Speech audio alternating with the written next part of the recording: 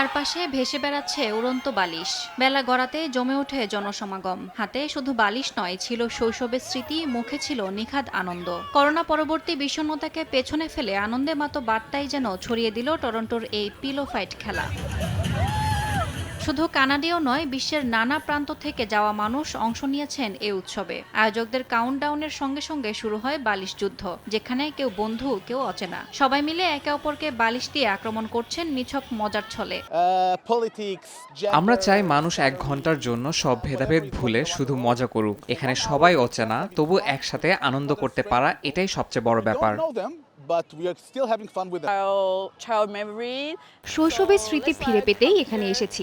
দেশে ফিরে যাওয়ার আগে এমন কিছু মজার অভিজ্ঞতা নিতে চেয়েছিলাম।